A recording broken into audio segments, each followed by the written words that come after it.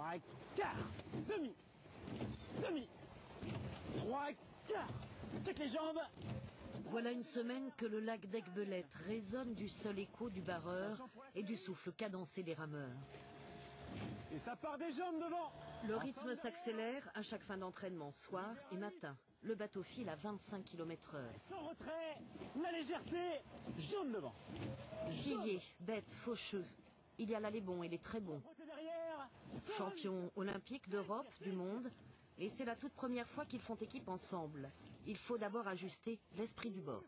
La cohésion du bateau. C'est-à-dire que c'est un 8, c'est des rameurs qui souvent ont l'habitude de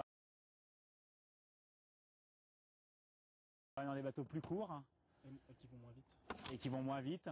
Donc il faut le temps qu'ils se trouvent, qu'ils prennent l'habitude de ramer ensemble, qu'ils trouvent des automatismes entre eux. Ça va, ça vient petit à petit. Si quand tu rames long, tout le monde rame long aussi, je sais pas, tu dis que tu rames plus long quand tu forces moins, à la rigueur fais ça. Tous espèrent décrocher l'or, mais le 8 en France est inédit.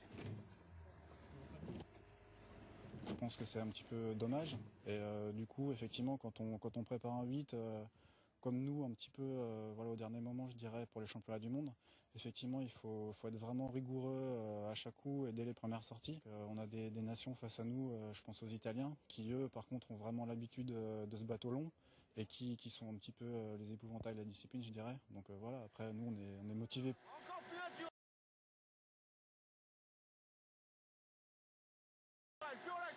Avant de s'embarquer pour la Slovénie, le 8 masculin et les autres équipes vont rejoindre le 19 août le reste de l'équipe de France dans le Jura, histoire de tâter d'autres conditions. Là, on est sûr qu'il y aura un petit peu de vague d'après-midi. Voilà, toujours un petit peu de vent, des petits thermiques qui se mettent en route et ça bouge un peu plus. Concentrés sur la compétition qui approche, les rameurs rêvent aussi de championnat du monde ici, à Aiguebelette.